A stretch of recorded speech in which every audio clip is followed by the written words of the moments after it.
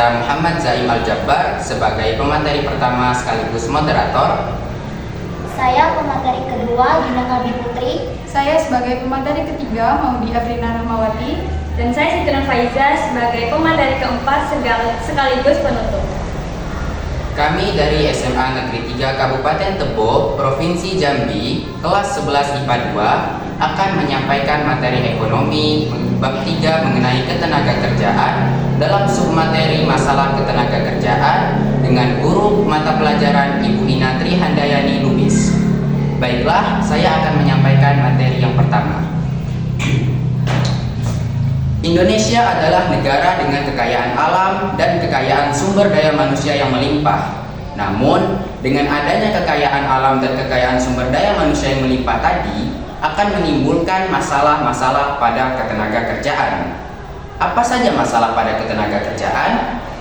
Masalah pada ketenagakerjaan ada beberapa masalah. Yang pertama adalah tingkat pengangguran yang tinggi. Pengangguran didefinisikan sebagai orang yang telah memasuki angkatan kerja namun belum mendapat pekerjaan atau sedang mencari pekerjaan. BPS, Badan Pusat Statistik, pada bulan Agustus tahun 2015 melaporkan bahwa tingkat pengangguran di Indonesia mencapai 7,56 juta jiwa atau 7,56 juta orang dari total keseluruhan angkatan kerja mencapai 122,38 juta orang, sehingga tingkat pengangguran yang tinggi menjadi masalah pada ketenagakerjaan. Masalah ketenagakerjaan yang kedua adalah jumlah angkatan kerja yang tinggi. BKKBN atau Badan Kependudukan dan Keluarga Berencana telah melaporkan atau memperkirakan bahwa jumlah penduduk di Indonesia mencapai 240 juta jiwa pada tahun 2013. Hal tersebut dapat menyebabkan jumlah angkatan kerja yang tinggi. Mengapa demikian? Karena apabila jumlah penduduk di suatu negara itu tinggi, semakin tinggi jumlah penduduk, maka akan semakin tinggi pula angkatan kerja. Apakah ini berdampak pada masalah ketenagakerjaan? Tentu saja, karena jumlah angkatan kerja yang tinggi namun ketersediaan lapangan kerja yang tidak memadai atau kurang itu akan menyebabkan bertambahnya pengangguran. Ketika pengangguran bertambah, itu akan menyebabkan kesejahteraan masyarakat menurun.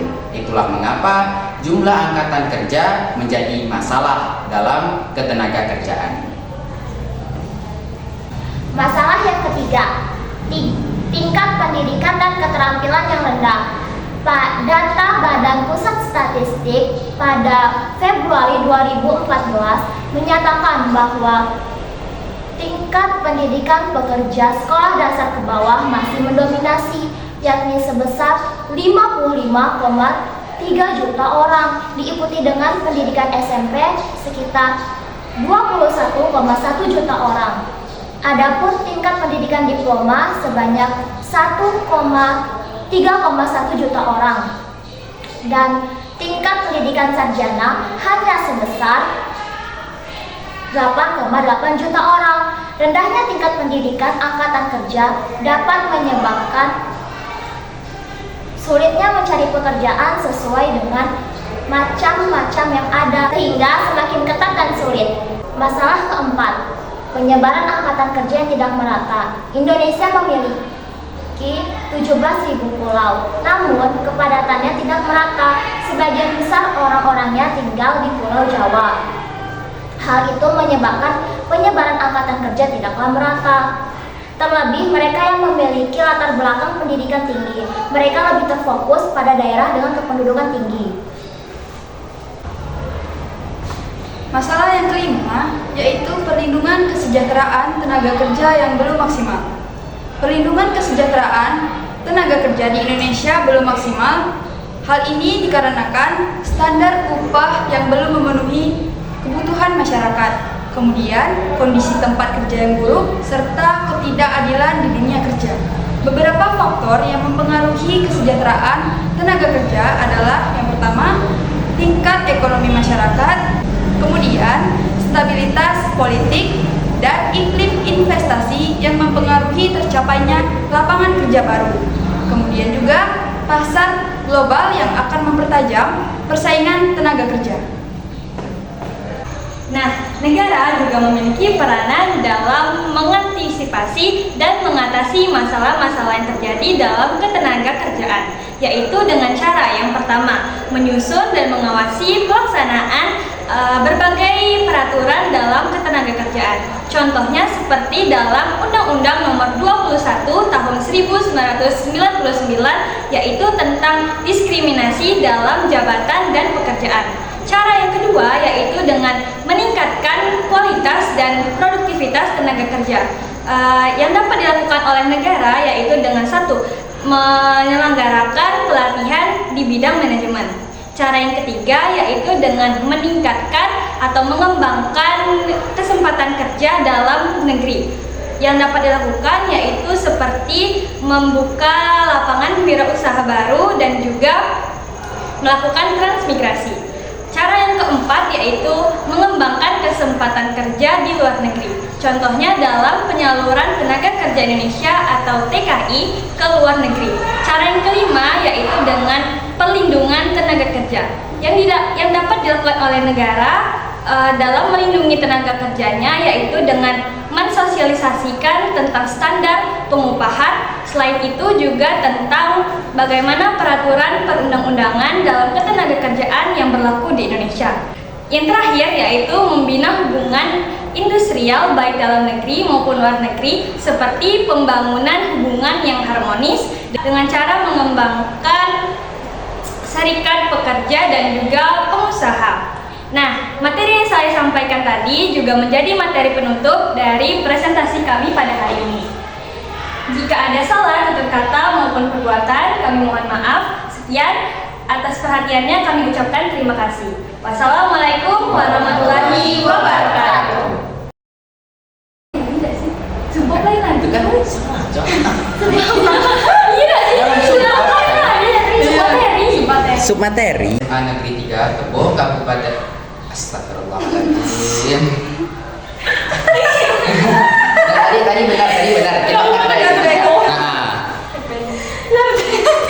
Kami dari SMA Negeri 3 Kabupaten Tebo, Provinsi Jambi akan menyampaikan materi ekonomi kelas 11 IPA 2. Kembali.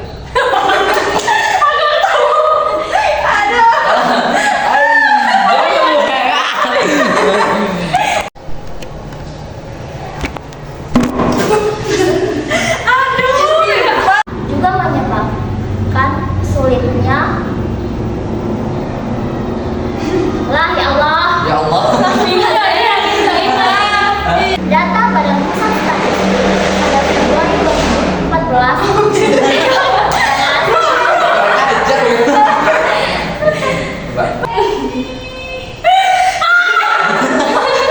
Coba. Kan baik.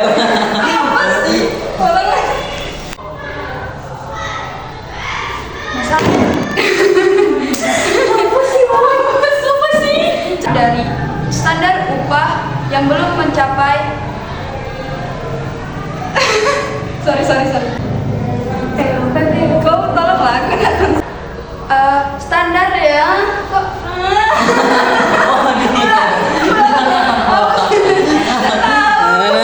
tiba-tiba apa? Ternyata aku pas sama ini.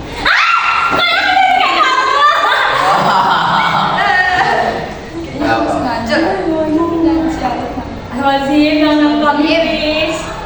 Tuh, mengawasi pas ya orang macam. tolonglah ya yang ada di dalam kelas ini jangan diganggu. Masalah